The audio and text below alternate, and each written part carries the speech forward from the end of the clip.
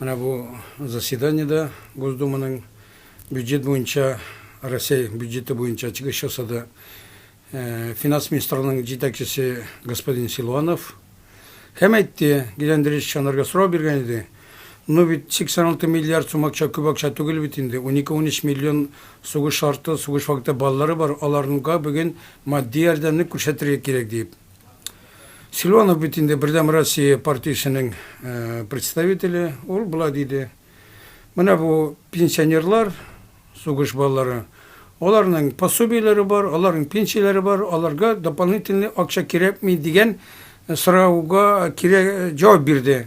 Керекми? Мунун айтуун булаңларга законно кабыл этүүгө керекми деген сөз. Мен Силуановдун өзүн мына бу социаль пенсияга чөрөдүм. 6844 сум 33 тиын туруп карасын эди мына ай күлөмүндө. Була дегендери де түбөклөр өзлөр бу законну кабыл этсиндер деп.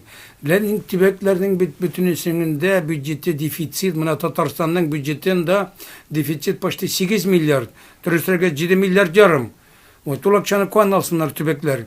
Лекин бит Татарстан почти 75% жыйылган салымны Мәскәүгө күчүрө, эгерден озган жылы почти 800 миллиард, 850 миллиард сум акчаны күчүрдү. 20% Татарстанда калды. Шуның үчүн Россия devleti мына бу закондун кабыл этилген учуракта чыгымдарды өзүнө алырга тийиш. Лекин мына Татарстандан алып караганда Татарстанда 375 миң сугуш баллары бар.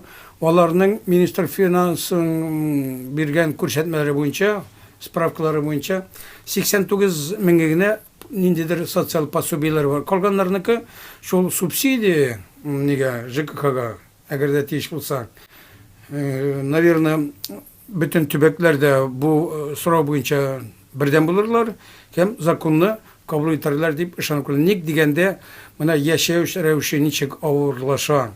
Пенсияның 15-20% өзінің кыйммәтлеген югалтты, эш хаклары түбән, ничек яшәргә кирәк.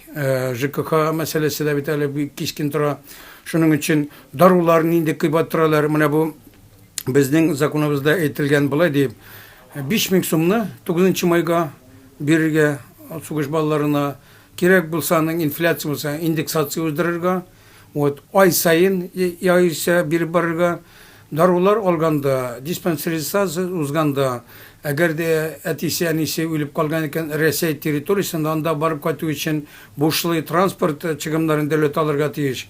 Һәм тагын диспансеризацияны әйттем. Мына шулардан кабул итсәк тә, без ул пенсионерларга, аларның күбесенә каршы 70-75 яшь тулайым алганда ярдәм күрсәтә алыр. Ник дигәндә аларга уже кичә узган елның узганы ярдәм итәргә кирәк иде.